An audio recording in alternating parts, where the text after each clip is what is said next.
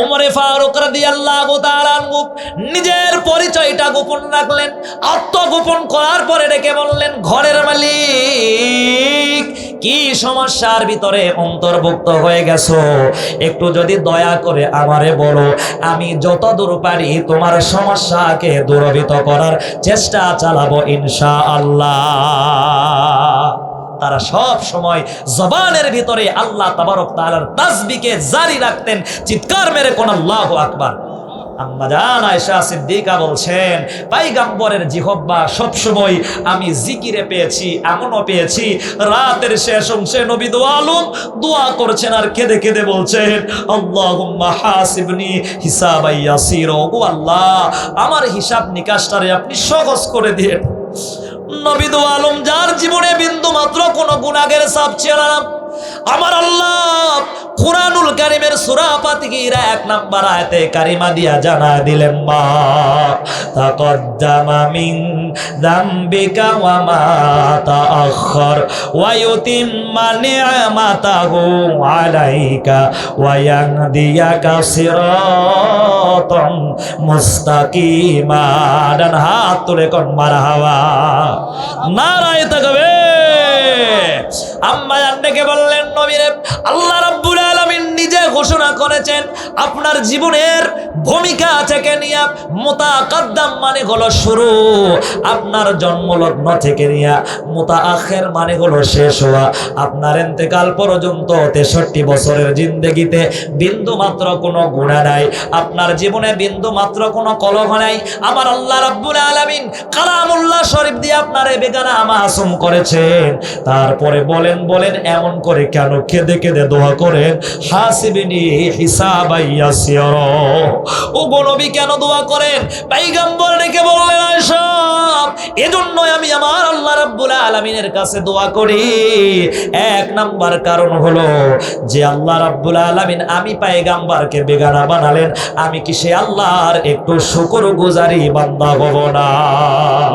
সে আল্লাহর শুকরগুজারি বান্দা হওয়ার জন্যই আমি আল্লাহ তাবারক তাআলার প্রশংসা করে হিসাব নিকাশ সহজ বুদ্ধের জন্য দোয়া চালাতে থাকি। চিৎকার মেরে কোন আল্লাহু আকবার।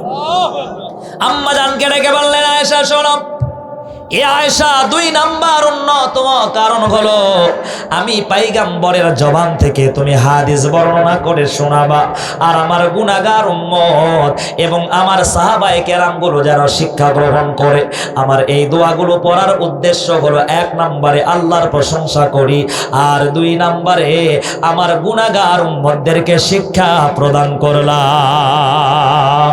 ভালো যদি বাসতে হয় নবীকে বাসো, মন যদি দিতে হয় নবীকে দিও, তোমার দুঃখ যাতনা নবী সইতে পারেন না। বলেন দুঃখ যাতনা, জোরে, দুঃখ যাতনা নবী সইতে পারেন না, প্রাণের চেয়েও বেশি তারে ভালোবাসিও। ভালো যদি বাসতে হয় নবীকে বাসো, আহা মন যদি দিতে হয় নবীকে দিও। সুতরাং নবীকে মন দেওয়ার দরকার আছে না নাই? সাহাবায়ে কেরাম বলতেন, ফিদাকা আবি ওয়া উম্মি, নবী আপনার জন্য আমার মা বাবা কুরবানি করে দিলাম। চিৎকার মেরে কোন আল্লাহু আকবার। প্রিয় ভাইরা আমার, প্রিয় বাবা আমার, তাইলে পয়গম্বরের 1 নম্বর কাতারের সাহাবী ছিলেন ওমরে ফারুক, যিনি কাটতে এসেছিলেন নবীজির মাথা। আসবার পরে পয়গম্বরের হাতে হাত রেখে তরবারিটা পয়গম্বরের পায়ের কাছে রেখে ঈমানওয়ালা হয়ে গেলেন। যিনি ছিলেন মদিনা মুনাওয়ারা এবং মক্কা মুআজ্জামার ভিতরে বিশাল একজন পালোয়ান। মক্কা মুআজ্জামার ভিতরে ঈমান গ্রহণ করার পূর্বে তিনি ছিলেন বিশাল আকারের বেঈমান, আর নবীর পায়ের কাছে তলোয়ার রেখে তিনি হয়ে গেলেন শ্রেষ্ঠ ঈমানদার। ওমরে ফারুক রাদিয়াল্লাহু তাআলা আনহু বললেন, এ ঘরের মালিক, তুমি তোমার দুঃখ দুর্দশা আর কষ্টের কথা আমি ফারুকে আজমের কাছে একটু খুলে খুলে বলো। নিজের পরিচয়টা গোপন রেখে বললেন, আমাকে তুমি বলতে পারো, যতদূর পারি তোমার সহযোগিতার হাত আমি ওমর ফারুক বাড়ায় দিব। কিন্তু নামটাও গোপন রেখেছিলেন, বলছিলেন, এ প্রতীক তুমি আমার কি সহযোগিতা করবা? ঘরের ভিতরে ঘরের মালিক ডেকে রেখে বললেন, ও প্রতীক, ঘরের ভিতরে যিনি রয়েছেন তিনি কেউ না, তিনি হলেন আমার কলিজার টুকরা বিবি। 10 মাস 10 দিন হয়ে গেছে, আজ ভীষণ প্রসব যন্ত্রণায় আক্রান্ত হয়ে গেছে। এখন এই বাচ্চাটা খালাস করার জন্য আমরা তো পুরুষ মানুষ পারবো না, সাধ্য নাই। একজন ধাত্রী মহিলা হলে সব চাইতে বড় ভালো হয়। ওমরে ফারুক দেরি করলেন না, এক দৌড়ে ঘরের দিকে চলে গেলেন। ডেকে বললেন, বিবি রে, আব্দুল্লাহ আম্মারে ডেকে ডেকে বললেন, ও কলিজার টুকরা বিবি, আল্লাহ রাব্বুল আলামিন আজ একজন বান্দির জন্য জান্নাতের সার্টিফিকেট দিতে চান। ওমরে ফারুকের বিবি ডেকে ডেকে বললেন, ও কলিজার টুকরা স্বামী ওমরে ফারুক, ইয়া আমিরাল মুমিনিন, আল্লাহ রাব্বুল আলামিন যদি জান্নাতের টিকিট বিক্রি করতে চায়, জান্নাতের সার্টিফিকেট দিতে চায়, আমার প্রশ্ন হলো, ওই জান্নাতের সার্টিফিকেট আপনি ফারুকে আজম কেন আনলেন না? ওমরে ফারুক রাদিয়াল্লাহু তাআলা ডেকে বললেন, বিবি রে, আজ আল্লাহ রাব্বুল আলামিন কোন পুরুষ মানুষের জন্য জান্নাতের সার্টিফিকেট দিবেন না। আজ আল্লাহ রাব্বুল আলামিন একজন মহিলা, একজন নারীকে তার আমলের প্রতি সন্তুষ্ট হবার পরে জান্নাতের সার্টিফিকেট দিতে চেয়েছে। নারায়ে তাকবীর, খুশি হয় কোন মারহাবা। ওমরে ফারুকের বিবিকে তিনি সব কথা খুলে বললেন। একজন প্রসব বেদনার নারী তার পেটের ভিতরের বাচ্চাটা খালাস করার জন্য, বাচ্চাটা প্রসব করানোর জন্য যা কিছু লাগবে তিনি সব কিছু নিলেন। সব কিছু নেওয়ার পরে গভীর রজনীতে, নির্জনার নিঝুম রজনীতে ওমরে ফারুক সামনে সামনে চললেন, আর তার কলিজা টুকরা বিবি পেছনে পেছনে পথ ধরলেন।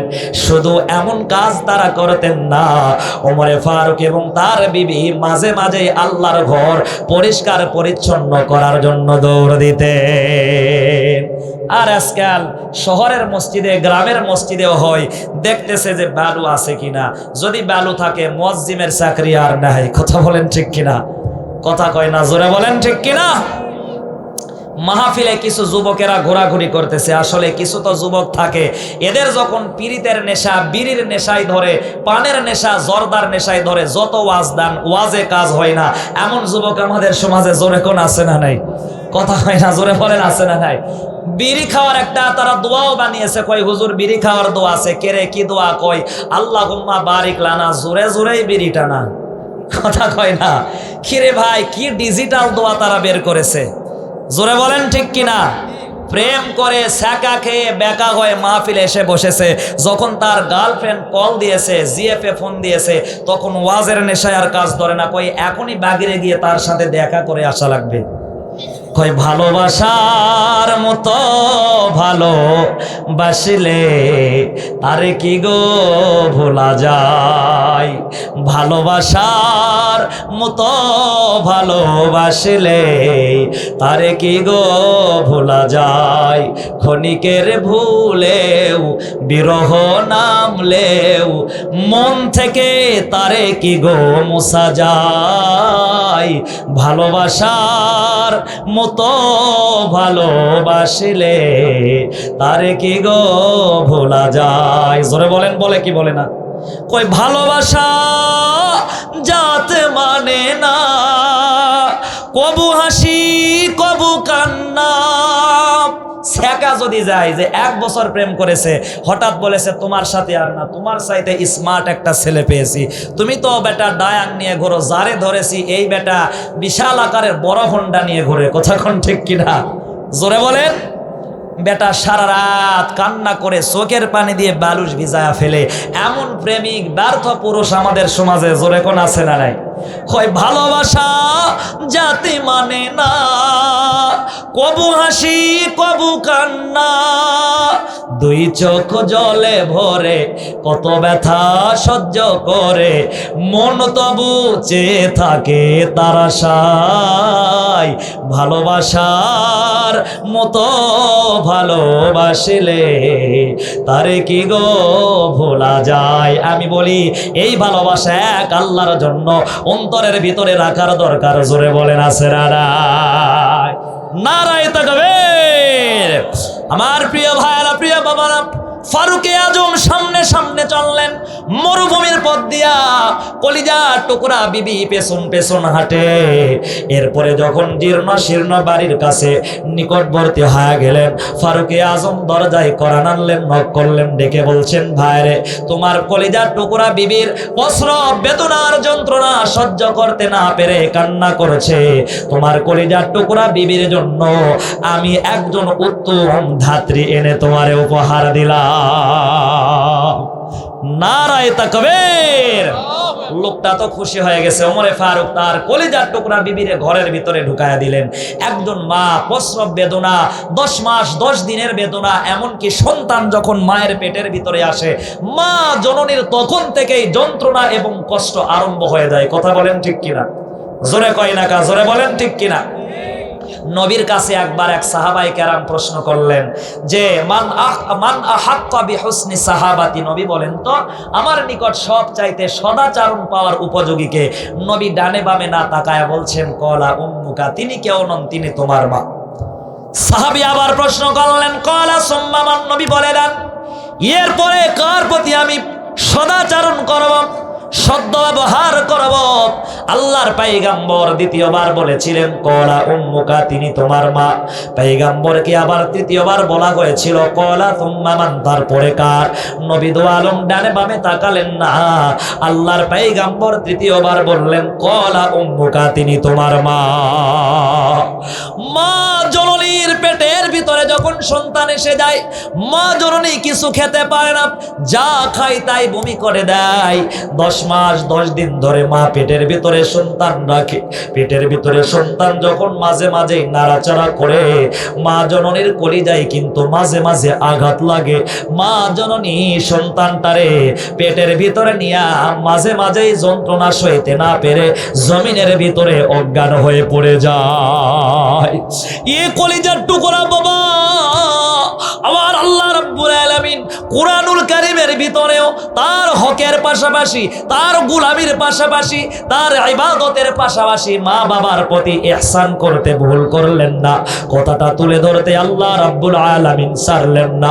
আমার আল্লাহ রাব্বুল আলামিন ডেকে বলেন, ওয়াকাদা রাব্বুকা আল্লা তা'বুদু ইল্লা ইয়াহু ওয়া বিল ওয়ালিদাইনি ইহসানা। ডান হাত তুলে কোন আল্লাহু আকবার, নারায়ে তাকবীর। আমার আল্লাহ রাব্বুল আলামিন ডেকে ডেকে বলেন, ওয়াকাদা শব্দের ব্যাখ্যায় মুফাসসিরগণ লিখেছেন, আল্লাহ এই সিদ্ধান্ত নিয়েছেন আল্লাহ তা'বুদু, একমাত্র তোমরা সে আল্লাহর গোলামি করবা, এক আল্লাহর দাসত্ব করবা। এরপরে আল্লাহ বলছেন ওয়া বিল ওয়ালিদাইনি ইহসানা, তোমাদের 2 নাম্বার কাজ হলো তোমাদের পিতা মাতার প্রতি তোমরা সদাচরণ করবা। ওয়ালিদাইনি মানে হলো পিতা মাতা। খুশি হয়ে কোন মারহাবা। মা বাবা বোঝেন? মা বাবা যদি হাত তোলে 3 শ্রেণীর ব্যক্তির দোয়া আল্লাহ ফেরত দেন না। 1 নম্বরে মুসাফির, 2 নম্বরে আল্লাহ তাবারক তাআলার নবী বলছেন নেককার পরহেজগার একজন শাসক, আর ন্যায় পরায়ণ বাদশা 3 নম্বরে যিনি, তিনি হচ্ছেন মা আর বাবা। খুশি হয়ে কোন মারহাবা। বন্দুকের গুলি মিস হয়ে যেতে পারে, মা বাবা আপনার জন্য যা দোয়া করবেন আল্লাহর কসম এই দোয়াটা আল্লাহ কখনোই ফেরত দেন না। খুশি হয়ে কোন মারহাবা। প্রিয় ভাইরা আমার, প্রিয় বাবারা আমার, আপনার আমার জীবনে মা বাবার অবদান সব চাইতে বেশি। এজন্য আল্লাহ রাব্বুল আলামিন তার গোলামির পাশাপাশি, তার ইবাদতের পাশাপাশি মা বাবার কথা কিন্তু কালামে হাকিমের ভিতরে সুন্দর করে তুলে ধরলেন। আল্লাহ বলছেন তাদের প্রতি তোমরা কেমনে সদাচরণ করবা, এটা সূরা বানী ইসরাইলের ভিতরে আপনারা আলোচনা পাবেন। আল্লাহ বলছেন শুধু সদাচরণ নয়, ইম্মা ইয়াবলুগান্না ইনদাকাল কিবারু আহাদুহুমা আও কিলাহুমা। আল্লাহ রাব্বুল আলামিন চমৎকার করে ডেকে ডেকে বলেন, তোমার মা বাবা অতঃপর যখন প্রাপ্ত বয়সে পৌঁছে গেল, এখন চোখ আর ভালোভাবে দেখে না, কানটা ভালোভাবে শোনে না, এখন যখন মা বাবার দেহের চামড়াগুলো ঢিলা হয়ে গেছে, ব্রেনটা ভালোভাবে আগের মতো আর কাজ করে না, মা বাবা যখন এমন প্রাপ্ত বয়সে পৌঁছে যায়, আহাদুহুমা আও কিলাহুমা, একজন অথবা দুজন যখন বার্ধক্যে পৌঁছে গেল, তোমাদের উচিত হলো আমি আল্লাহ তোমাদের আদেশ দিলাম, উফিউ ওয়ালা তানহারহুমা, জিকির করেন লা ইলাহা, জোরে লা ইলাহা। মোবাইলের আলোগুলো জ্বালায় দেন আর জায়গায় বসে থাকেন। আল্লাহ খুঁজে দিতে, এটার সন্ধান মিলে দিতে আল্লাহ দেরি করেন না, এটা ফেরেশতা দ্বারা আল্লাহ আপনারে সহযোগিতা করান। খুশি হয়ে কোন মারহাবা।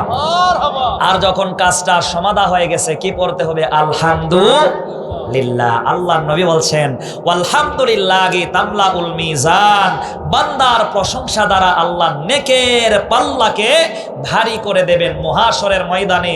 যার প্রশংসা যত বেশি, দুনিয়াতে যে আল্লাহরে যত ডাকবে, কিয়ামতের ময়দানে তার নেক আমলের পাল্লাটা তত বেশি ভারী হয়ে যাবে। খুশি হয় কোন আলহামদুলিল্লাহ, খুশি হয় কোন আলহামদুলিল্লাহ।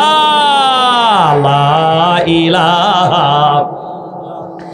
ভাইজান বহু দূরে মাদিনা, কেমনে যাব জানি না, দয়ার আল্লাহ দয়া কর, মায়ার আল্লাহ মায়া কর, নিয়ে যাবেন মদিনা। লা ইলাহা,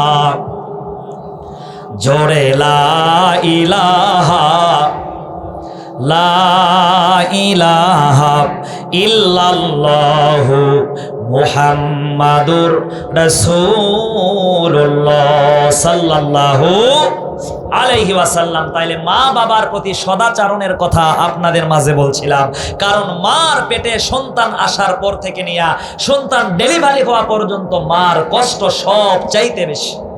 প্রিয় ভাইয়েরা আমার, প্রিয় বাবারা আমার, এজন্য আমার আল্লাহ রাব্বুল আলামিন কালামে হাকিমের ভিতরে ডেকে ডেকে বলেন, উফিউ ওয়ালা তানহারহুমা, এ দুনিয়ার গোলামেরা, আমি আল্লাহ তোমাদেরকে আদেশ করলাম কখনোই মা বাবাকে উফ বলবা না। উফের ব্যাখ্যায় মুফাসসিরগণ লিখেছেন, এমন কোনো আচরণ করো না যাতে তোমার মা বাবা কষ্ট পেয়ে উ অথবা আ শব্দটি উচ্চারণ করে, অথবা তোমার মা বাবার এমন কোনো কথা শোনার পরে বিরক্ত হয়ে উ অথবা আ তোমরা বলো না।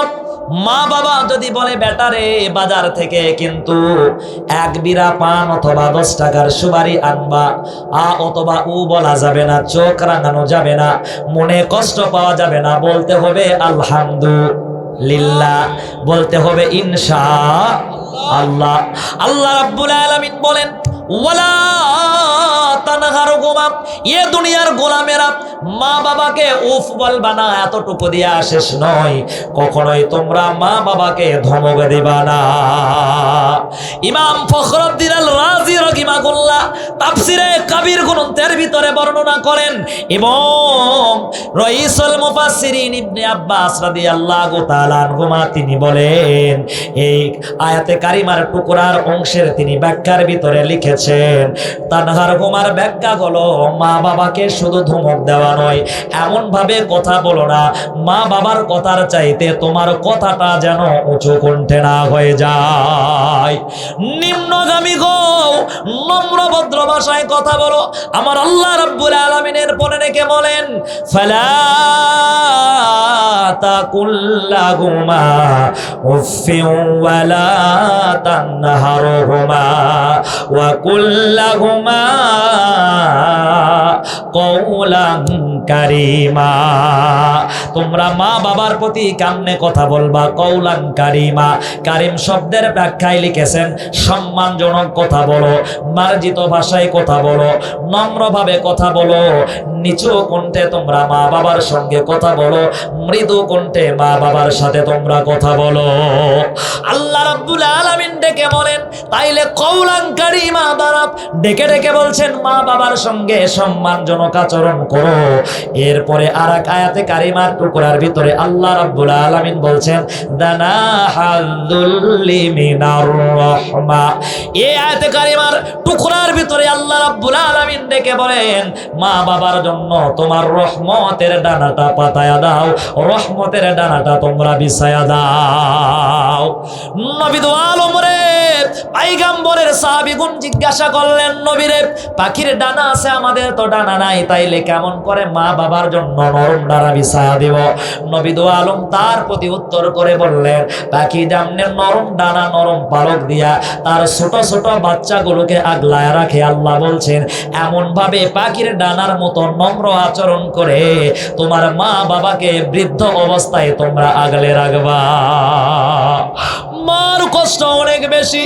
মা জননী যখন 10 মাস 10 দিন হয়ে যায়, মা জননীর যখন প্রসব বেদনা ওঠে, মা জননী কিন্তু অনেকে অজ্ঞান হয়ে পড়ে যায়।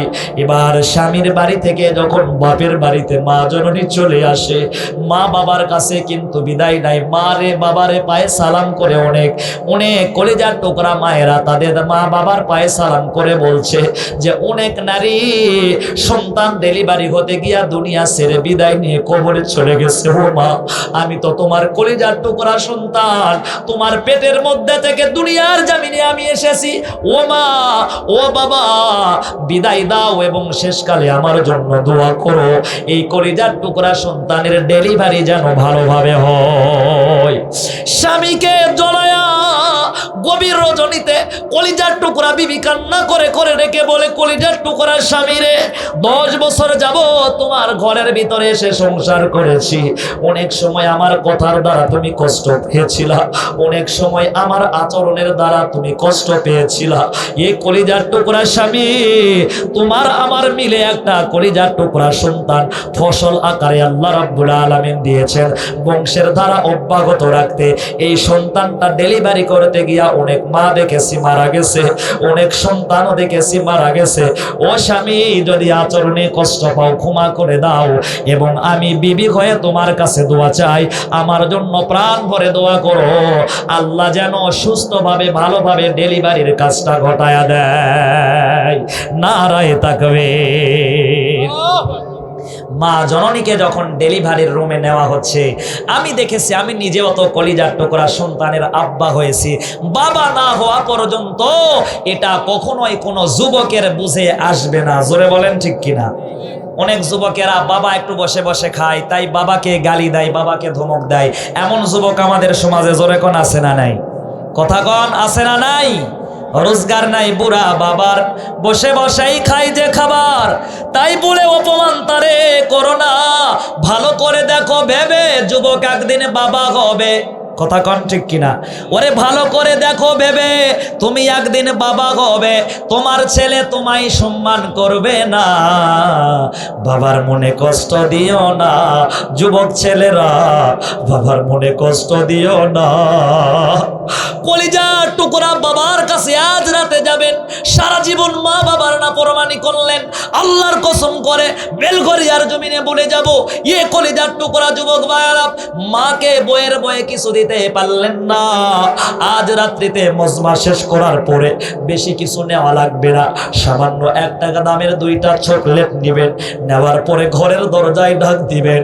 ঘরের দরজা কেউ খুলে না, সর্বপ্রথম যিনি দরজার খিলটা খুলে দরজার তালাটা খোলে তিনি আর কেউ নয়, তিনি হচ্ছেন মা অথবা বাবা। মা বাবা ঘরের দরজাটা খোলার পরে এই 2টা চকলেট যেটা নিয়ে গেলেন, মা বাবার মুখের সামনে এইটা ছিলবেন, মায়ের মুখে একটা তুলা দিবেন, বাবার মুখে একটা তুলা দিবেন। অটোমেটিকলি দেখবেন কোটি টাকা দেওয়া লাগবে না, 1000 টাকার আপের কমলা দেওয়া লাগবে না, আপনার আপনার এই দামি দামি খানা মায়ের মুখে তুলে দেওয়া লাগে না, চকলেটটা তুলে দিতে দেরি মুহূর্তটা কেমন দাঁড়াবে। যদি এটা আমল করতে পারেন তাইলে আশ্চর্য হয়ে যাবে। কলিজার টুকরা, আব্বা এবং মা চোখের পানি ছেড়ে দিয়া আপনার মাথায় হাত দিয়া যে কত দোয়া করবে, এই দোয়াগুলো আপনি নিয়ে নিয়ে দুনিয়ার জামিনে শেষ করতে পারবেন না। ছিলাম আমি কি যে অসহায়, দিয়েছ ছায়া মাগো কত মমতায়। ওরে ছিলাম আমি কি যে অসহায়, দিয়েছ ছায়া বাবা কত মমতায়। ও মায় আমার তোরে তোমারই দান, হই না কভু তুলনা। আমারই মা, মা জননী আমারই জান্নাতের ঠিকানা। দুঃখকে হায় শুধু ভুলে যায়, কান্নাকে হায় আঁচলে লুকায়, সাজাতে আমার আঙিনা। আমারই মা, মা জননী আমারই জান্নাতের ঠিকানা। পৃথিবীর সব কিছুই শুধু ছলনা, আমি আর আমার মা কেউ রব না। পৃথিবীর সব কিছু শুধুই ছলনা, আমি আর আমার মা কেউ রব না। পরকালে পাই যেন ওমা তোমাকে, পরকালে পাই যেন আমার বাবাকে, এই তো আমার কামনা। আমারই মা, মা জননী আমারই জান্নাতের ঠিকানা। এ কলিজার টুকরা যুবক ভাইরা, নজর করো, দিলের কানটা লাগায়া দাও। এই যে 1 মাস অথবা 1.5 মাস পূর্বে আমাদের জন্য কিন্তু একটা মাঘের রমাদান ছিল। মাঘের রমাদানের পরে কিন্তু কি সুন্দর ঈদুল ফিতরের নামাজ আমরা পড়লাম। যখন ছোট ছিলাম ওই মা কিন্তু গোসল করায়া চোখের ভিতরে সুরমা লাগায়া দিয়া বাবার হাতে সুন্দর করে কপালে চুমা দিয়া তুলে দিত। অনেক ফেসবুকের ভিতরে ভাইরাল ঘটনা দেখলাম, ঈদের নামাজ পড়ার পরে কত মুরব্বি মা বাবার কবরের পাশে গিয়া হাউ মাউ করে কেঁদে কেঁদে মা বাবার জন্য দোয়া করে, আমার আল্লাহ রাব্বুল আলামিনের কাছে তাদের মাগফিরাত কামনা করে। কিন্তু হাজার কান্না করলে কি হবে, হাজার মাকে মা বলে ডাকলে কি হবে? মা বাবা যাদের কবরে চলে গেছে কিয়ামত পর্যন্ত তারা আর ফিরে আসবেন না। জোরে বলেন বেলগড়িয়ার বাবারা, ঠিক কিনা? কথা বলেন ঠিক কিনা? এজন্য তাদের প্রতি সদাচরণ করবেন। নবী দু আলম ডেকে ডেকে বলেন, হুমা জান্নাতুকা ওয়া নারুক, এ আমার উম্মতেরা তোমরা শোনো গো, মা বাবা তোমার জন্য জান্নাত আর মা বাবা তোমার জন্য জাহান্নাম। তাদের খেদমত করো, তারা খুশি হলে স্বয়ং আল্লাহর আরশ খুশি হয়ে যাবে। আর যদি তাদের খেদমত করতে না পারো, তারা যদি তোমার প্রতি নারাজ হয়ে যায়, তোমার জন্য জান্নাতের দরজা আল্লাহ বন্ধ করে দিবে। জোরে বলেন নাউজুবিল্লাহ। তাইলে মা বাবার খেদমত পরিপূর্ণ মাত্রায় করার দরকার। জোরে বলেন আছে না নাই? কথা কয় না, জোরে বলেন আছে না নাই? প্রিয় ভাইরা আমার, প্রিয় বাবারা আমার, আমার আল্লাহ রাব্বুল আলামিন দুনিয়ার জামিনে বিবির জন্য, কলিজার টুকরা সন্তানের জন্য হেদায়াতের দোয়া কিন্তু কোরআনুল কারিমের ভিতরে রেখেছেন। আল্লাহ বর্ণনা করলেন, কিন্তু মা বাবার ব্যাপারে এমনটা না। মা বাবার প্রতি সদাচরণের আল্লাহ আদেশ দিলেন। এবং আল্লাহ রাব্বুল আলামিন বলছেন, বিবি এবং বাচ্চা মারা গেলে কি দোয়া করবা কোরআনে বললাম না, কিন্তু ওই মা বাবা যদি কবরের ভিতরে চলে যায়, আমার আল্লাহ কবরে যাওয়ার পরেও তাদের জন্য কি দোয়া করবেন, এই দোয়া কোরআনুল কারিমের ভিতরে বাদ দিলেন না। নারায়ে তাকবীর, জিকির করে লা ইলাহা, হচ্ছে না লা ইলাহা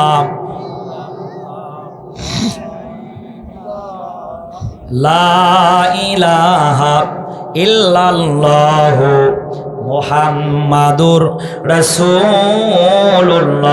জবান ছেড়ে দিয়ে পড়েন সাল্লাল্লাহু আলাইহি ওয়াসাল্লাম। আমার প্রিয় ভাইরা, প্রিয় বাবারা, তাইলে বলছিলাম ফারুক আজম রাদিয়াল্লাহু তাআলা আনহু চলে গেলেন, ঘরের ভিতরে বিবিরে ঢুকায়া দিলেন। ওমরে ফারুক বাগিরে মরুভূমিতে দাঁড়ায়া দাঁড়ায় অপেক্ষা করতেছে। ওই বাড়ির মালিক, জীর্ণ শীর্ণ বাড়ির মালিকটাও কিন্তু দাঁড়ায় দাঁড়ায় ওমরে ফারুকের সাথে আছেন। এখনো পর্যন্ত ওমরে ফারুক বলেন নাই তিনি অর্ধজাহানের খলিফা। চিৎকার মেরে কোন মারহাবা। 11টায় নিয়ে আসেন, খুশি হয় কোন মারহাবা। লোকজন জমু কারো লা ইলাহা। আচ্ছা, আলোচনাকে এখানেই রেখে দিব, শেষ করে দিব নাকি আর কিছুক্ষণ চলবে? সবাই একসাথে চলবে নাকি এখানে শেষ করে দিব? প্রধান বক্তা আসা পর্যন্ত একটু পরে আসুক, 11টায় নিয়ে আসেন, ঠিক আছে ইনশাল্লাহ। খুশি হয় এখন মারহাবা। আমার কথায় কি আপনারা খুব বেশি কষ্ট পেলেন নাকি? রাগ হলেন কি? আলোচনা কি আপনাদের অন্তরের ভিতরে কি ব্যথা ঢুকালো নাকি?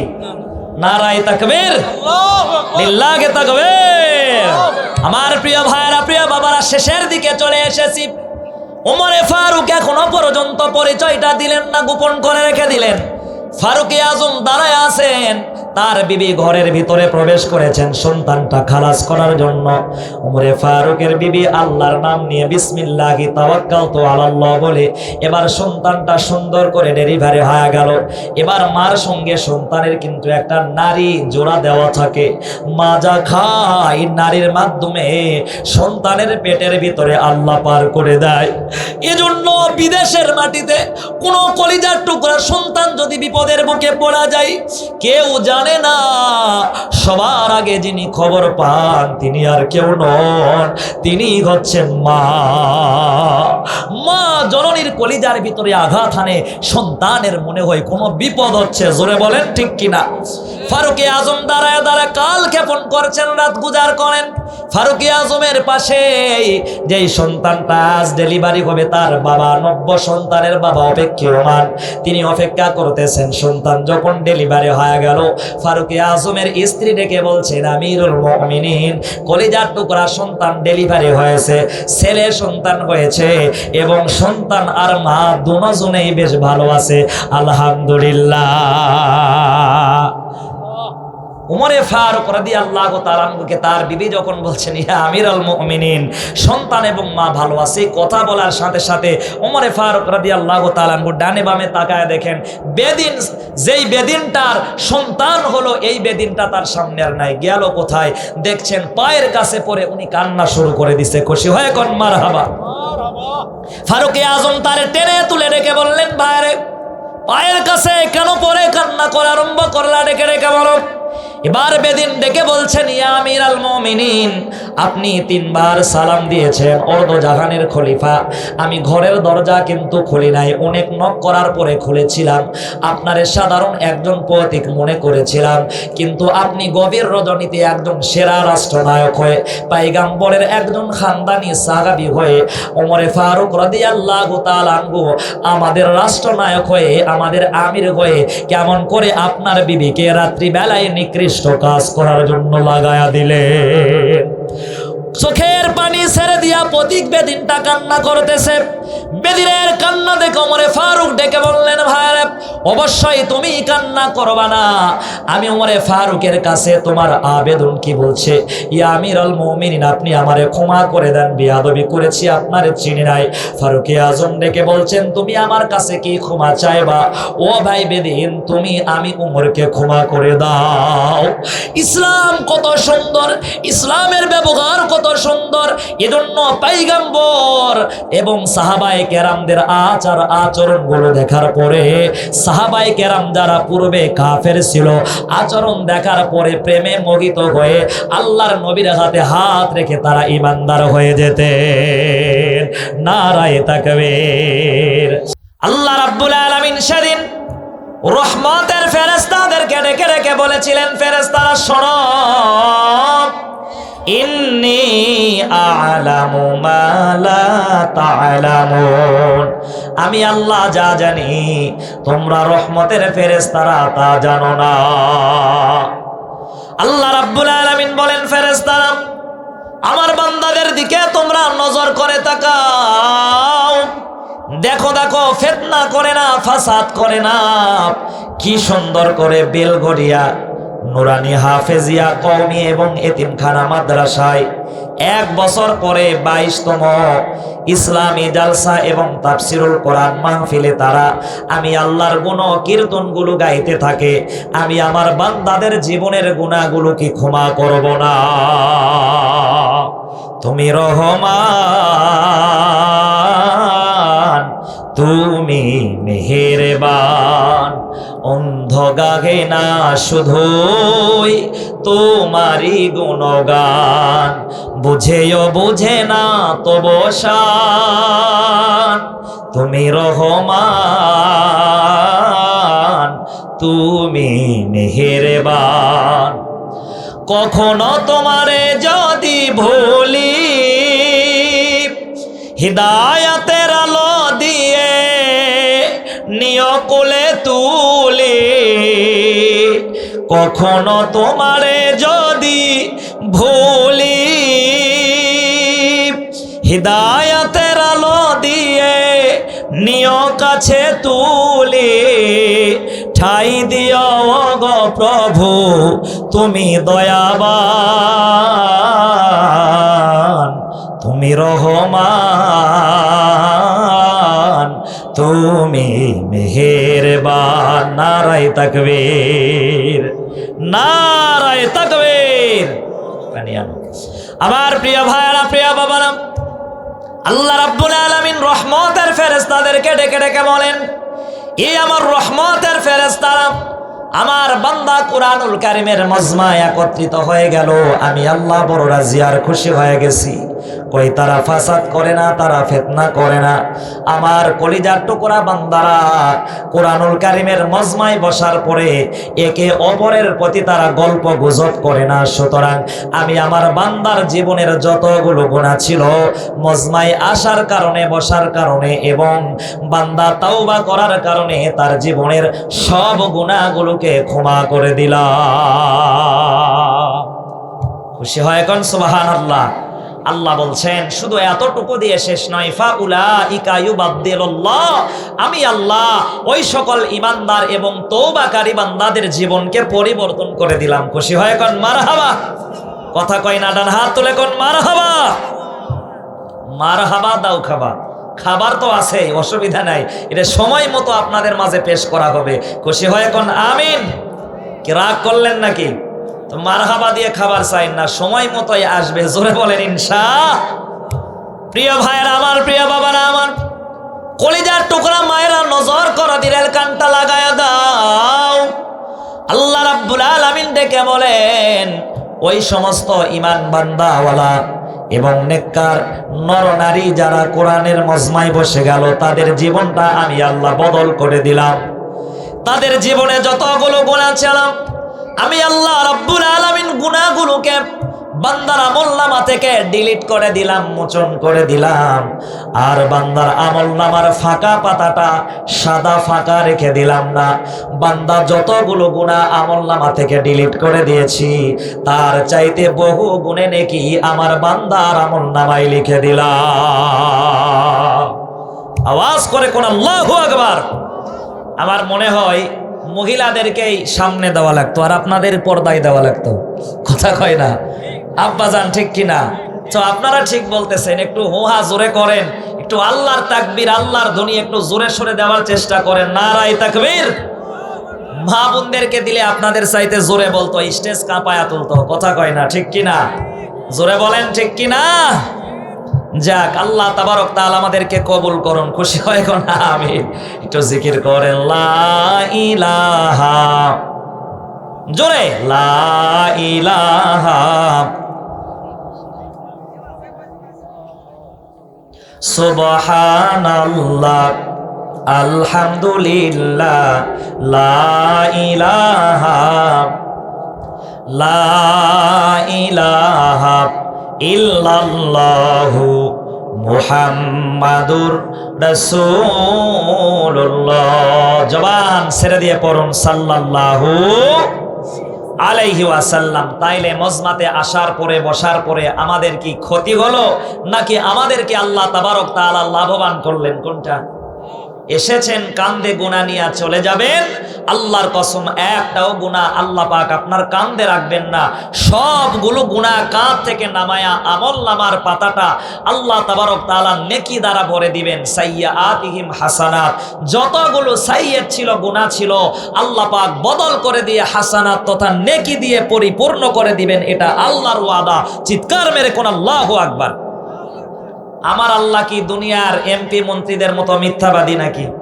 কথা কয় না, কয় যে ভোটের আগে তোমার এটা দিব সেটা দিব, সব কিছু দিব, ভাঙ্গা চাল উঠায়া দিব, কিন্তু যখন কাম সারা হয়েছে বাবাজির খবর আর পাওয়া যায় না।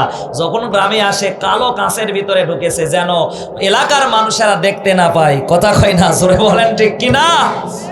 আমার প্রিয় ভাইয়েরা, প্রিয় বাবা, আমার আল্লাহ রাব্বুল আলামিন এমন ওয়াদাকারী নয়। ও রাব্বুল আলামিন কোরআনুল কারীমের ভিতরে রেখে বলেন, ওয়াদাল্লাহ লা ইউখলিফুল্লাহুল মিয়াদ। আমি আল্লাহ তো সেই ওয়াদাকারী, আমি আল্লাহ রাব্বুল আলামিন জীবনেও ওয়াদার বরখেলাপ করি না। চিৎকার মেরে কোন মারহাবা। প্রিয় বন্ধুগণ, আমার প্রিয় ভাইরা, আমার এই কোরআনুল কারীমের আজমাত, কোরআনুল কারীমের মান, কোরআনুল কারীমের মর্যাদা কত বড়। এই কোরআনুল কারীম যেই পয়গম্বরের প্রতি নাজিল হয়ে গেল, সেই পয়গম্বরকে আল্লাহ রাব্বুল আলামিন শ্রেষ্ঠ পয়গম্বর বানায় দিলেন, সমস্ত নবীদের তারে সরদার করে দিলেন। এই কোরআনুল কারীম যেই পাহাড়ে নাজিল হয়ে গেল, ওই পাহাড় আল্লাহ রাব্বুল আলামিনের কাছে বড় দামি হয়ে গেল। শুধু আল্লাহ রাব্বুল আলামিনের কাছে পাহাড় দামি হয়ে গেল না, এই কোরআনুল কারীম যারা ধরলো আর পড়লো, সাহেবে কোরআন, হাফেজে কোরআন যারা, কোরআনুল কারীমের ধারক বাহক, আল্লাহ রাব্বুল আলামিন দুনিয়া এবং পরকালের বাদশা আল্লাহর কোরআনুল কারীমের হাফেজদেরকে বানায়া দেন। এই যে মাদ্রাসায় বসে বসে আল্লাহর কোরআনুল কারীম তেলাওয়াত করা হয়, আপনি যখন রাত শেষে বড় হয়ে যায়, ঘুম তো আপনার ভাঙে না, আপনি আরামের ঘুমে আচ্ছন্ন হয়ে গেলেন, কিন্তু একদিন আপনি রাত পার হওয়ার পরে রাতের শেষ অংশে ভোরে মাদ্রাসায় আসেন, একটু বিচরণ করে দেখেন কোরআনুল কারীমের পাখিদের কি কর্মকাণ্ড। আবার আপনি আমি যখন কবরে চলে যাব, আপনার আমার লাশটা যখন খাটিয়ার উপরে রাখবে, এই বেলঘরিয়া কওমি মাদ্রাসার তালবে ইলমগুলো আল্লাহর কসম কোরআন পড়ে পড়ে আপনার আমার জন্য দোয়া করবে। জোরে বলেন ঠিক কিনা? আমার প্রিয় ভাইয়ারা, প্রিয় বাবারা, রাতের শেষ অংশে ফজরের অনেক আগ মুহূর্তে তালবে ইলমগুলো কোরআনুল কারীম পড়ার জন্য ঘুম থেকে তারা জাগ্রত হয়ে যায়। আমি নিজেও কিন্তু একটা কওমি মাদ্রাসার ছাত্র ছিলাম। আরে কি কষ্ট করে আমরা পড়াশোনা করেছি, কলিজার টুকরা বাবারা কি সুন্দর করে তারা শেষ রাত্রিতে ওযু বানায়া এরপরে তারা তাহাজ্জুদের জায়নামাজে দাঁড়ায়া যায়। আল্লাহর কোরআনুল কারীম তিলাওয়াত করা যখন ছোট ছোট নিষ্পাপ বেগানা তালবে ইলমগুলো শুরু করে দেয়, আমার আল্লাহ রাব্বুল আলামিনের আরশ মহল্লায় তখন জোশ মারে। যেই বান্দারা যে সময় মায়ের কোলে ঘুমিয়ে থাকার কথা, ঠিক সে সময় তারা বেলঘরিয়া মাদ্রাসার ভিতরে বসে বসে কি সুন্দর করে আল্লাহর কোরআনুল কারীমের তেলাওয়াত করে। আর আল্লাহ রাব্বুল আলামিন তার আরশ মহল্লায় জোশ মারার পরে আমার আল্লাহ তার কুদরতের রহমতের হাত তালবে ইলমের মাথার ভিতরে রহমত আর বরকতের অফুরন্ত বারিধারা নাজিল করে দিয়া তালবে ইলমকে কোরআন পড়াকালীন অবস্থায় হেলায়া দোলায়া আমার আল্লাহ দিতে থাকে। নারায়ে তাকবীর।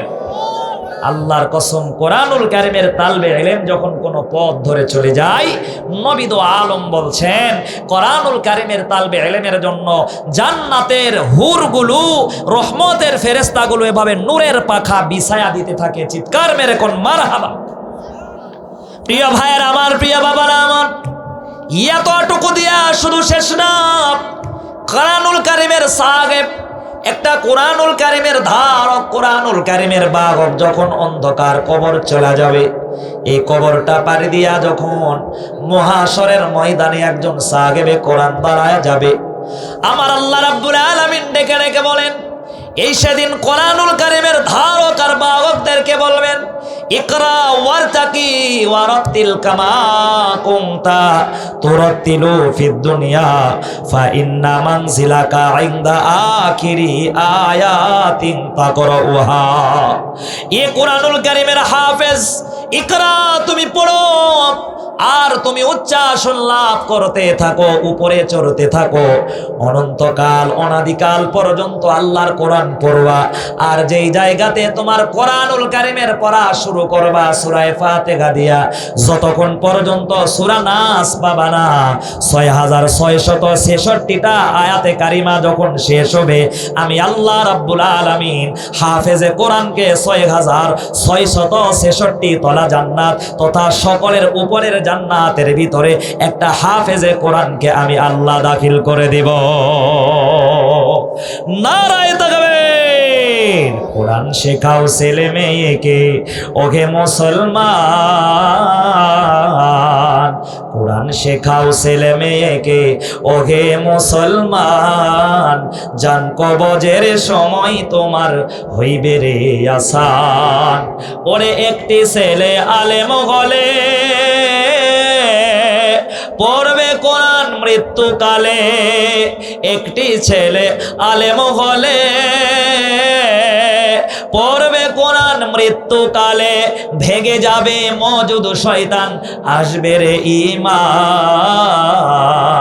জান কবজের সময় তোমার হইবে রে আসান। কোরআন শেখাও ছেলে মেয়েকে, ওহে মুসলমান, জান কবজের সময় তোমার হইবে রে আসান। চিৎকার মেরে কোন মারহাবা, ডান হাত তুলে কোন মারহাবা। তাইলে আমাদের সন্তানগুলোকে মাদ্রাসায় কোরআনুল কারিম পড়ানোর জন্য ভর্তি করার দরকার। জোরে কোন আছে না নাই? কথা কয় না, জোরে কোন আছে না নাই? প্রিয় ভাইয়েরা আমার, প্রিয় বাবারা আমার, পর্দার আড়ালের মায়েরা দিলের কানটা লাগায়া দাও। একটা হাফেজে কোরআন, সাহেবে কোরআন একা একা আল্লাহর জান্নাতে যাবে না।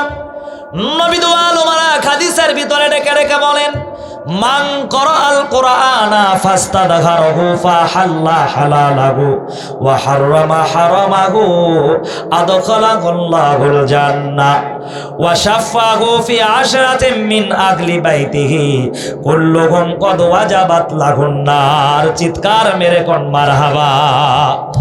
নবী দু আলম ডেকে বলেন, মান করাআল কুরআনা ফাস্তাদহারহু ওয়া হাল্লা হালালাহু ওয়া হাররামা হারামাহু।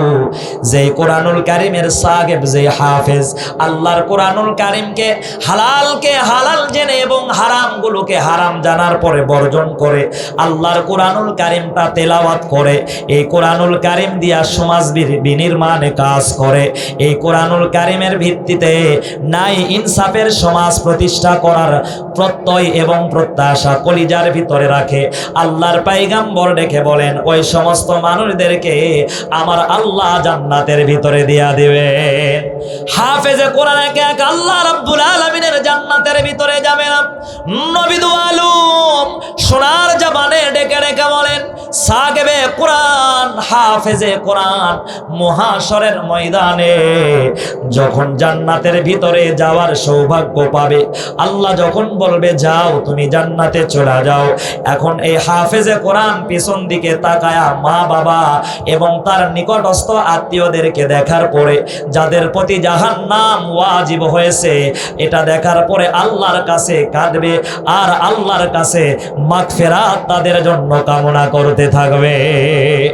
ডেকে ডেকে বলবেন, ওগো আল্লাহ, আমারে কোরআনুল কারীমের হাফেজ বানালেন যেই বাবা মাথার ঘাম ঝরানো পয়সা দিয়া আমি কলিজার টুকরা সন্তানকে হাফেজ এবং আলেম বানালেন, আজ একা একা আমি আপনার জান্নাতের ভিতরে যাব না, আমার মা বাবা নিকটস্থ স্বজনদেরকে না নিয়া আমি কখনোই আপনার জান্নাতের ভিতরে একা প্রবেশ করব না। নারায়ে তাকবীর। হাফেজদের মা বাবার কপালটা সেদিন খুলে যাবে। চিৎকার মেরে কোন মারহাবা। নবী বলছেন এমন একটা আল্লাহ তাবারক তাআলা নূরের মুকুট, নূরের টুপি হাফেজের মা এবং বাবার মাথার ভিতরে পরিধান করে দিবেন, যেটা সূর্যের আলোর চাইতেও বেশি আলো কিয়ামতের ময়দানে ছড়াতে থাকবে। মানুষেরা ঈর্ষান্বিত হয়ে বলবে, এরা কোন ব্যক্তি যাদেরকে আল্লাহ তাবারক তাআলা নূরের টুপি পরিয়ে দিলেন।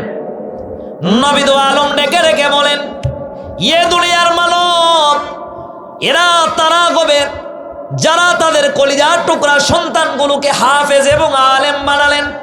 হাফেজে কোরআন, সাগেবে কোরআন ডেকে বলবেন, ওগো আল্লাহ, একা একা তোমার জান্নাতে যাব না, মা বাবারে না নিয়া, নিকটস্থ লোকদেরকে না নিয়া তোমার জান্নাতের ভিতরে প্রবেশ করব না। আল্লাহ রাব্বুল আলামিন বলেন, এ সাগেবে কোরআন, তোমার একা জান্নাতে যাওয়া লাগবে না, তোমার পরিবারের নিকটস্থ এমন 10 জন ব্যক্তির জন্য আমি আল্লাহ রাব্বুল আলামিন আজ মহাশরের ময়দানে তোমারে সুপারিশ করার জন্য সুপ্রিম পাওয়ার দিলাম। আজ তুমি তাদের জন্য সুপারিশ করো। ওয়াশাফাগু ফি আশরাতিম মিন আগলি বাইতিহি কুল্লুকুম কদ ওয়াজাবাত লাহুন নার। এমন 10 জন ব্যক্তির প্রতি যাদের প্রতি আল্লাহর জাহান্নাম হিসাব নিকাশের প্রতি লাজিম হয়েছে, অবধারিত হয়েছে, যাও যাও তাদের সকলকে টেনে টেনে নিয়ে তুমি জান্নাতের ভিতরে চলে যাও। আমি আল্লাহ রাব্বুল আলামিন আজ আর তোমাদেরকে বাধাগ্রস্ত করব না। নারায়ে তাকবীর। হাফেজ একা জান্নাতে যাবে না, হাফেজে কোরআন তার মা বাবা এবং নিকটস্থ 10 জন ব্যক্তিকে সহ একসাথে জান্নাতের ভিতরে চলে যাবেন। চিৎকার মেরে কোন আল্লাহু আকবার। কোন জমিনের মাটি আমার হবে গোরস্থান, কোন জমিনের মাটি তোমার হবে গোরস্থান। ওরে কাদের চোখের জলে আমি, কাদের চোখের জলে আমি পাবো পরিত্রাণ। কোন জমিনের মাটি তোমার হবে গোরস্থান। এটা কি কারো জানা আছে নাকি? কথা কয় না, জানা আছে? কারামাই গোসল দেবে, কে আনিবে কাফন, কারাই আমায় কেঁদে কেঁদে করে দেবে দাফন। ওরে কারাই আমার পাশে বসে, কারাই আমার পাশে বসে শোনাবে কুরআন।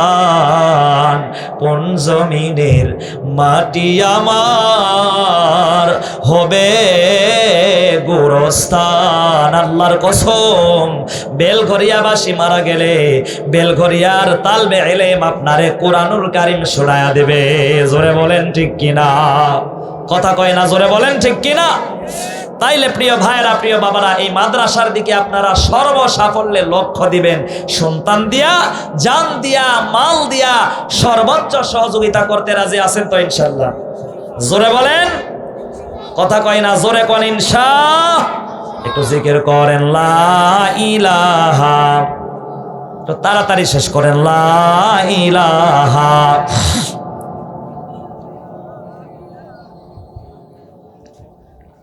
ए रोशन जलमल महफिल है, इल्मो अमल का मजमा है, ए कौमी मदारिस फैला है, दीनदार यहाँ सब बनता है, तालीम की तरबियत है, हाफिज आलिम का रौजा है। खुशी है कौन? मरहबा। तालीम की तरबियत है, हाफिज आलिम का रौजा है, दुनिया की लालच छोड़ा है, ए दिन के लिए सब आया है, ए रोशन जलमल महफिल है, इल्मो अमल का मजमा है, ए कौमी मदारिस फैला है, दीनदार यहाँ सब बनता है। नाराए तकबीर। তাইলে এতক্ষণ পর্যন্ত আমরা কালামুল্লাহ শরীফের কিছু আজমাত, কিছু শান এবং তালবে ইলম সহ কোরআনুল কারীমকে যারা মহব্বত করবে তাদের গুরুত্ব নিয়ে কিছু আলোচনা শুনলাম ভূমিকার ভিতরে। এখন আমরা সরাসরি আয়াতে কারিমা যেটি তেলাওয়াত করেছি সেই আলোকে আমরা আলোচনার ভিতরে ঢুকে পড়ব। সকলে প্রস্তুত আছেন তো ইনশাআল্লাহ? কথা কয় না, জোরে বলেন। একটু যারা মাহফিলে আসতেছেন মেহেরবানি করে সামনের দিকে বসবেন, পেছন দিকে আপনারা থাকেন কেন? এত দূরত্ব হলে তো হবে না, আর সব কথা তো বলাও যায় না। কিছু কথা হৃদয়ের ভালোবাসা দিয়ে আপনাদেরকে বোঝায় নিতে হবে। আপনারা একটু মহব্বত করে সামনের দিকে চেপে আসেন, কলিজার আব্বার একটু মহব্বত বাড়বে। মেহেরবানি করে একটু সামনের দিকে আসেন। বাজানেরা, এই মাহফিল 1 বছর পরে লেগেছে। গত বছর কিন্তু অনেক মানুষ এই মজমায় ছিল, কিন্তু আজ তারা অন্ধকার কবরে চলে গেছেন। কথা বলেন ঠিক কিনা? ঠিক না? অনেক মায়েরা পর্দার অন্তরালে ছিলেন, কিন্তু আজ এবছর তারা অন্ধকার কবরের বাসিন্দা হয়েছেন। তো আবার আগামী বছর আমরা থাকবো কিনা, এই মজমায় আসতে পারবো কিনা, এটার অবশ্যই আমরা গ্যারান্টি দিতে, কথা কয় না, পারি কি? কলিজার আব্বারা, এজন্য আসেন এই মজমাকে সাফল্যমণ্ডিত করার লক্ষ্যে আমরা চেপে চেপে বসি। অবশ্যই আল্লাহ তাবারক তাআলার কাছে মহাশরের দিনে জায়গাগুলো আমাদের জন্য সাক্ষ্য প্রদান করবে। জোরে বলেন ঠিক কিনা? ঠিক না? ফরজ সালাতের পরে আমরা জায়গার পরিবর্তন করি কেন? উদ্দেশ্য হলো যেন জায়গাগুলো আল্লাহর কাছে সাক্ষ্য দেয় যে আমার বুকের উপরে তোমার এই নেককার বান্দা, সালিহিন বান্দা সেজদা দিয়েছিল, ওয়াসজুদ ওয়াক্তারিব। ওগো আল্লাহ, তোমার নিকটবর্তী হয়েছিল, তোমার বান্দারে তুমি মাফ করে দাও। মিফতাহুল জান্নাতিস সালাহ, নামাজ যেহেতু বেহেশতের চাবি, মহাশরের দিনে পয়গম্বর তাদেরকে বাছাই করবেন, এভাবে হাত ধরে টেনে টেনে নেবেন। আল্লাহ বলেন নূরুহুম ইয়াসআ বাইনা আইদিহিম, তাদের চেহারা এবং তাদের অঙ্গ প্রত্যঙ্গ থেকে চারিদিক থেকে নূরের আলোগুলো চমকাতে থাকবে। নবী দো আলম ডেকে ডেকে বলেন গোররাম মুহাজ্জালিনা মিন আথারিল বুদু, দুনিয়ার জামিনে যারা উত্তম করে ওযু বানালো এবং যারা উত্তম রূপে ওযু বানায়া 5 ওয়াক্ত নামাজ আদায় করলো, এই সমস্ত নেককার পরহেজগার বান্দাদের ওযুর অঙ্গ প্রত্যঙ্গ দিয়া নূরের আলোগুলো বের হয়ে যাবে। আল্লাহর নবী চেহারার নূর, হাতের নূর, পায়ের নূর দেখে দেখে তাদেরকে হাউজে কাউসার থেকে 1 পেয়ালা পানি পান করাবেন। খুশি হয়ে কোন মারহাবা। এরপরে ওই সকল উম্মতদেরকে আল্লাহর নবী জান্নাতের ভিতরে হাত ধরে টেনে টেনে নিয়ে দাখিল করে দিবেন। চিৎকার মেরে কোন আল্লাহু আকবার। তাইলে যে আয়াতে কারিমা তেলাওয়াত করেছি, আসেন আল্লাহ তাবারক তাআলা এই আয়াতে কারিমার ভিতরে কি বলেছেন আমরা একটু শ্রবণ করার চেষ্টা করি এবং ব্যক্তিগত জীবনে, পারিবারিক, সামাজিক এবং রাষ্ট্রীয় জীবনে এটি প্রতিফলনের মাধ্যমে আমল করার চেষ্টা করি। আল্লাহ যেন সেই সৎ যোগ্যতা এবং তৌফিক আমাদেরকে দান করেন। জোরে বলেন আমিন। আল্লাহ রাব্বুল আলামিন সূরা নাগালের 90 নম্বর আয়াতে কারিমা দিয়া জানায় দিলেন ইন্নাল্লাহা ইয়ামুরু বিল আদলি ওয়াল ইহসানি ওয়া ইতাইযিল কুরবা ওয়া ইয়ানহা আনিল ফাহশাই ওয়াল মুনকারি ওয়াল বাগই ইয়াইদুকুম লাআল্লাকুম তাযাক্কারুন। নারায়ে তাকবীর। আল্লাহ রাব্বুল আলামিন সূরা নাগালের 92 নম্বর আয়াতে কারিমা দিয়া এই জায়গাতে প্রাথমিক পর্যায়ে বান্দাদের জন্য 3টা মেসেজ দিলেন, আল্লাহ 3টা হুকুম দিলেন। আর শেষ অংশের ভিতরে আল্লাহ রাব্বুল আলামিন নিজেই বলছেন আল্লাহর ওয়াজ, আল্লাহর নসিহত কতই না চমৎকার। আল্লাহ রাব্বুল আলামিন বলেন ইন্নাল্লাহা ইয়ামুরু বিল আদলি ওয়াল ইহসান। এ দুনিয়ার গোলামেরা, আমি আল্লাহ রাব্বুল আলামিন ইয়ামুর, তোমাদেরকে আদেশ দিলাম, তোমাদেরকে আমি আল্লাহ রাব্বুল আলামিন নির্দেশ দিলাম তোমরা মানুষের প্রতি ন্যায় বিচার করো। মানুষের প্রতি আল্লাহ তাবারক তাআলা অবিচার করতে নিষেধ করেছেন। রাইসুল মুফাসসিরিন ইবনে আব্বাস রাদিয়াল্লাহু তাআলা আনহুমা তিনি বলেন ইনসাফের কথা যে আল্লাহ তাবারক তাআলা বলেছেন যে তোমরা মানুষের প্রতি আদাল করো, ন্যায় বিচার করো, ইবনে আব্বাস বলেন সর্বশ্রেষ্ঠ আদাল হলো বান্দার জবান দিয়া এই কালেমাটা বের হওয়া, লা ইলাহা। তার মানে কি শুধু পড়বেন এমনটাই? লা ইলাহা ইল্লাল্লাহ মানে কারো হুকুম মানি না, কেউ বিধানদাতা নাই, বিধানদাতা একমাত্র আল্লাহ, আল্লাহর আইনেই দুনিয়াটা চলবে। এইটা হলো কালেমার 1 নাম্বার অর্থ। খুশি হয় কোন মারহাবা। কিন্তু আমরা তো এইটা পড়ি না, এইটা বুঝি না। ও নামাজি, কোরআন দিয়ে নামাজ পড়ো, সমাজ কেন গড়ো না? কোরআন দিয়ে নামাজ পড়তে আমরা বড় খুশি, কিন্তু যখন বলা হয় বেটা কোরআন দিয়ে সমাজটা পরিচালনা করো, তখন দেখবেন যে কিছু কিছু মানুষের মন খারাপ, চেহারাটা কালো হয়ে যায়, বিবর্ণ হয়ে যায়। কথা বলেন ঠিক কিনা? অন্যান্য মুফাসসিরগণ ডেকে ডেকে বলেন, আল্লাহ রাব্বুল আলামিন মানুষদেরকে যে আদেশ দিলেন, ইন্নাল্লাহ, আর পাবো মোরা কার কাছে গেলে, কার কাছে গেলে? বিচারক জোরে বলেন একজন আছে না নাই? কথা কয় না, বিচারক আছে না নাই? ওই বিচারকের ধার জানেন? আল্লাহ বলছেন, আলাইসাল্লাহু বিআহকামিল হাকিমিন, আমি আল্লাহ উত্তম বিচারক, কারো প্রতি বিন্দু পরিমাণ জুলুম করব না, কারো প্রতি বিন্দু পরিমাণ আমি আল্লাহ তাবারক তাআলা কোন বিধানকে চাপিয়েও দিব না। চিৎকার মেরে কোন আল্লাহু আকবার। ওরে মানুষের সবিবেক বিচার বন্দি টাকার ফান্দে, কোটো কাচারির দাঁড়ে দাঁড়ে সুবিচারের বাণী কান্দে। মানুষের সবিবেক বিচার বন্দি টাকার ফান্দে, কোটো কাচারির দাঁড়ে দাঁড়ে সুবিচারের বাণী কান্দে। কত দোষীরা দেখি ছাড়া পেয়ে যায়, কত খুনি দেখি ছাড়া পেয়ে যায়, কত লুচ্চা দেখি ছাড়া পেয়ে যায়, নির্দোষীরাই জেলে। কোথায় বিচার পাবো মোরা কার কাছে গেলে, কার কাছে গেলে? বিচারপতি তোমার কাছে বিচার না পেলে, কোথায় বিচার পাবো মোরা কার কাছে গেলে? চিৎকার মেরে বলেন, মহাশরের ময়দানে আমাদের জন্য একজন উত্তম বিচারক আছে না নাই? ইয়ে কলিজার টুকরা বাপ, কলিজার টুকরা মায়েরা, আল্লাহ রাব্বুল আলামিন কিন্তু দায়িত্বশীলদেরকে ওই নেক বিচার, আদালের সহিত বিচার, ইনসাফের বিচার করার জন্য আহ্বান করে গেলেন। যুগে যুগে পয়গম্বরেরা মানুষদের প্রতি জুলুম করেন নাই, এবং পয়গম্বরের যত অনুসারী এবং সহচর ছিল, সাহাবায়ে কেরামগণ ছিল, তারা কখনোই মানুষের প্রতি বিন্দু মাত্র অবিচার করছিলেন না। চিৎকার মেরে বলেন ঠিক কিনা? পয়গম্বরের ইন্তেকালের পরে নারায়ে তাকবীর, জোরে কোন নারায়ে তাকবীর। বিশেষ অতিথির আগমন, কথা কয় না, একটু শুভেচ্ছা দেন। বিশেষ অতিথির আগমন, বিশেষ অতিথির আগমন, আলহাজ মোহাম্মদ ইসহাক আলীর আগমন। মাহফিল কমিটির পক্ষ থেকে, বেলঘরিয়ার পক্ষ থেকে, আলেম ওলামার পক্ষ থেকে, নেতা কর্মীর পক্ষ থেকে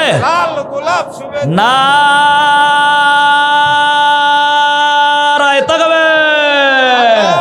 খুশি হয় কোন মারহাবা? জোরে কয় না কা, জোরে কোন মারহাবা। ভালো আছেন? সালাম। কি আপনি কি বক্তৃতা দিয়ে চলে যাবেন না থাকবেন? কিছু বলে চলে যাবেন? ঠিক আছে বাজানেরা, জি এই কলেজার টুকরা আব্বাজান জনপ্রতিনিধি, চেহারা দেখতেছেন না মাশাআল্লাহ, হাস্যোজ্জ্বল চেহারা। খুশি হয় কোন মারহাবা। আল্লাহর জন্য দোয়া করছি, আল্লাহ তাবারক তাআলা অনেক জুলুম নির্যাতনের দ্বারা শিকার হয়েছেন। কথা কয় না ঠিক কিনা? পর্যন্ত তোমরা প্রকৃত ইমানদার, প্রকৃত মুমিন হতে পারবে না যতক্ষণ পর্যন্ত মিল লিসানিহি ওয়া ইয়াদিহি, তোমার জবান এবং তোমার হাতের দ্বারা অপর মুসলমান ভাই নিরাপদ না থাকে। উনি সে কথাই বলে গেছেন। যাক, সকলে আমরা তাকে মহব্বত করি এবং তার পাশে থেকে তাকেও সহযোগিতা করার চেষ্টা করি। জোরে কোন ইনশাআল্লাহ। জি ফিয়ামানিল্লাহ। আচ্ছা ঠিক আছে, একটু জিকির করেন লা ইলাহা, জোরে লা ইলাহা, शुक्र है तेरा खुदाया, मैं तो इस काबिल न था, तूने अपने घर बुलाया, मैं तो इस काबिल न था, अपना दीवाना बनाया, और अपना दीवाना बनाया, मैं तो इस काबिल न था गिरद काबे के फिराया मैं तो इस काबिल न था ला इलाहा खुशी खुशी ला इलाहा দাঁড়ানো ভাইরা বসে যান সুবহানাল্লাহ আলহামদুলিল্লাহ লা ইলাহা জোরে লা ইলাহা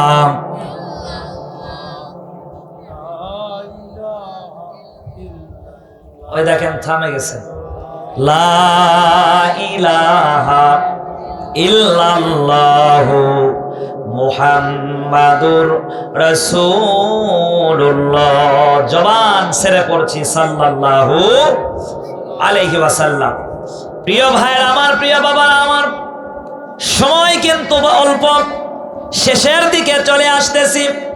আল্লাহ রাব্বুল আলামিন সূরা নাহলের 90 নম্বর আয়াতে কারিমায় মেসেজ দিলেন বান্দারে, ইন্নাল্লাহা ইয়া'মুরু বিল আদলি ওয়াল ইহসান, মানুষের প্রতি তোমরা ন্যায় বিচার করো।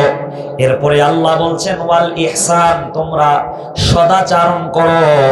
এরপরে আল্লাহ রাব্বুল আলামিন তৃতীয় স্টেপের ভিতরে বলছেন ওয়া ইতা ইদিল কুরবা, তোমাদের নিকটবর্তী মানুষদের প্রতি তোমরা এই কাজগুলো করো। চিৎকার মেরে কোন মারহাবা। আমার প্রিয় ভাইরা, প্রিয় বাবা, তাইলে যুগে যুগে নবী এবং তাদের সাহাবায়ে কেরামগণ না ইনসাফগার ছিলেন। পয়গম্বরের এক সাহাবী, তার নাম ছিল হযরত ওমর ফারুক রাদিয়াল্লাহু তাআলা আনহু। নবীজির ইন্তেকালের পরে এক নাম্বার যিনি খেলাফতের দায়িত্ব পালন করেছেন তিনি আর কেউ নন, তার নাম হচ্ছে সাইয়্যিদিনা আবু বকর সিদ্দিক আকবর রাদিয়াল্লাহু তাআলা আনহু। দুই নম্বরে যিনি খেলাফতের দায়িত্ব পালন করেছেন আমাদের বাংলাদেশের মতো ৫৬,০০০ বর্গ মাইলের ছোট একটা রাষ্ট্রের তিনি খেলাফত পেয়েছিলেন না, সামান্য রাষ্ট্র তিনি পরিচালনা করেন নাই। সাইয়্যিদিনা ওমর ফারুক রাদিয়াল্লাহু তাআলা আনহু ১-২ বছর নয়, একটানা ১০ বছর যাবত খলিফা নিযুক্ত ছিলেন। চিৎকার মেরে কোন মারহাবা। ১০ বছরের ভিতরে তার খেলাফতের আমলে একটা বিচার কার্য তার রাজসভায় আসে নাই। চিৎকার মেরে কোন মারহাবা। ওমর ফারুক বলছেন আমি মনে হয় ব্যর্থ হয়ে গেলাম। অন্যান্য তার সঙ্গীরা বলছেন না, আপনি ব্যর্থ হন নাই। যেই যুগে ওমর ফারুকের মতো একজন মর্দে মুজাহিদ রয়েছে, এই যুগে মানুষেরা গুনাহ যে করবে এটা পরিপূর্ণভাবে ভুলে গেছে। চিৎকার মেরে কোন আল্লাহু আকবার। মানুষেরা যে তাদের প্রতি জুলুম করবে এইটা তারা ভুলে গেছে। চিৎকার মেরে কোন মারহাবা। প্রিয় ভাইরা আমার, প্রিয় বাবারা আমার, ১০ বছর বাংলাদেশের মতো ৫৬,০০০ বর্গ মাইলের রাষ্ট্র তিনি শাসন কার্য পরিচালনা করেন নাই। গোটা পৃথিবীকে অর্ধেক করলে যতখানি হয় অর্ধ জাহান তিনি শাসন কার্য পরিচালনা করেছেন। রাতের আধারে তিনি ঘুরে ঘুরে বেড়াতেন। আমাদের সমাজের নেতাগুলো যখন নেতা হয় নাই তখন দাঁড়ে দাঁড়ে আসে, দাঁড়ে দাঁড়ে বারে বারে। কথা বলেন ঠিক কিনা? কই বাবা একটু দেখো, আমার দিকে একটু দেখো, একটু দোয়া দাও, মা একটু দোয়া দাও, খালা দোয়া দাও। কিন্তু কাম সারা যখন হয়ে গেছে আর তখন তার খবর পাওয়া। কিন্তু ওমর ফারুক তিনি মাটির সিংহাসনে বসে বিচার কার্য পরিচালনা করতেন। রোম থেকে একবার এসেছে রাষ্ট্রদূত, আসার পরে বলছে তোমাদের নেতা কোথায়, ওমর ফারুক কোথায়? বলছেন তার তো একটা বিশাল আকারের উট হারায় গেছে, নেতা সাহেব উট খুঁজতেছে। কথা কোন ঠিক কিনা? রোমের রাষ্ট্রপতি যাদেরকে পাঠিয়ে দিয়েছেন রাষ্ট্রদূত হিসাবে, ওরা বলে একজন রাষ্ট্রপ্রধান অর্ধজাহানের খলিফা তার উট হারায় গেছে আর তাই সে নিজে খুঁজতেছে, তোদের চাকরি থাকে কামনে। কথা কয় না? আমাদের নেতার সামনে পিছনে ডানে বামে কত বহর, আমরা তাদেরকে ট্যাকাল দেই, আমরা তার দেহ রক্ষী হিসাবে ডানে বামে সামনে পিছনে কেমনে করে নেতাকে নিয়ে যাই। তো তোমাদের নেতার কি কোনো ভয় নাই? একা একা উট খুঁজে। কই উট খোঁজা শেষ, ওই যে দেখো একটা খেজুর গাছের নিচে মাটিতে বসে আরামের ঘুমে ঘুমান্ত। কই কেউ কি কিছু বলে না? বলে না।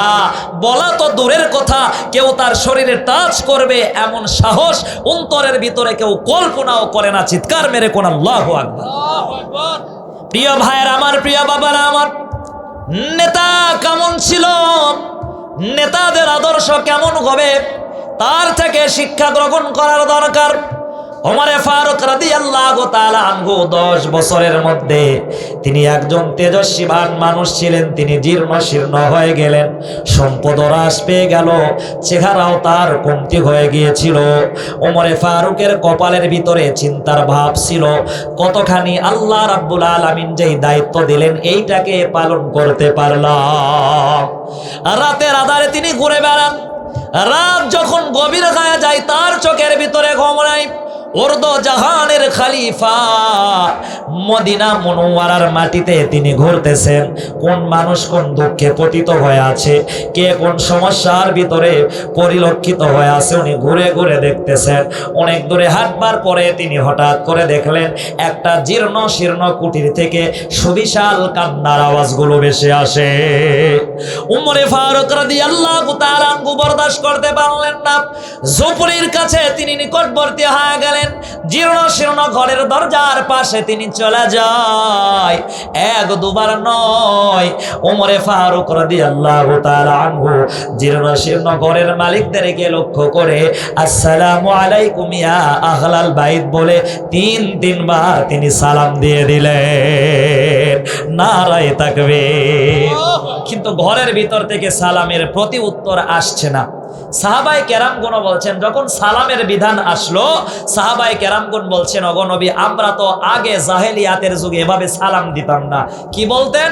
বলছে যে আমরা বলতাম তোমার চক্ষুকে আল্লাহ শীতল করুক, কথাটা ভালো বলতেন, কিন্তু সালামের ভিতরে সমস্ত শান্তি আল্লাহ তাবারক তাআলা ঢেলে দিয়েছেন। কেননা সালাম আল্লাহর একটা গুণবাচক নাম, আল্লাহ নিজেই হচ্ছেন শান্তিদাতা। খুশি হয় কোন সুবহানাল্লাহ। প্রিয় ভাইয়ের আমার, প্রিয় বাবারা আমার, সালামের জবাব ঘরের ভিতর থেকে দিবে কেমনে? ঘরের ভিতরে যারা অসুস্থতায় কাতর হয়ে কান্না করে, ঘরের ভিতরের মালিকগুলো ছিল বেদিন, তারা এখনো পর্যন্ত ইসলামের সুশীতল ছায়ায় আসে নাই, ইসলামের কালেমা এখনো পর্যন্ত পড়েন নাই, ইসলামের সৌন্দর্য এখনো পর্যন্ত তারা দেখেন নাই। ওমরে ফারুক রাদিয়াল্লাহু তাআলা আনহু এরপরে যখন দরজার ভিতরে নক করলেন, কোরআন আনলেন, ঘরের ভিতর থেকে ঘরের মালিক বের হয়ে আসলেন। আসবার পরে বলছেন, এ পথিক তুমি কি চাও? আমরা নিজেরাই তো অনেক কষ্টের ভিতরে পড়ে আছি। ওমরে ফারুক রাদিয়াল্লাহু তাআলা আনহু এবার ঘরের মালিককে ডেকে ডেকে বললেন, তোমার ঘরের ভিতরে কি সমস্যা?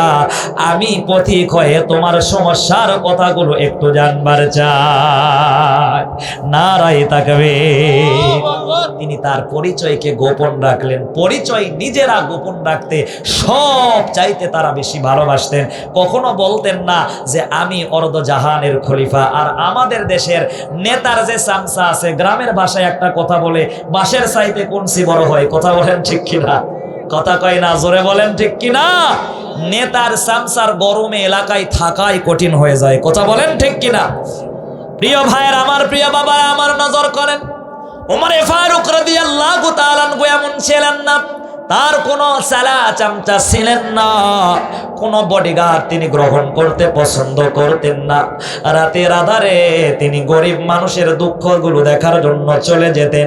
কেননা আমার আল্লাহ রাব্বুল আলামিন আদেশ দিয়েছেন, ইন্নাল্লাহা ইয়া'মুরু বিল আদলি ওয়াল ইহসান, তোমরা মানুষের প্রতি ন্যায় বিচার এবং ইনসাফ ভিত্তিক সমাজ কায়েম করো।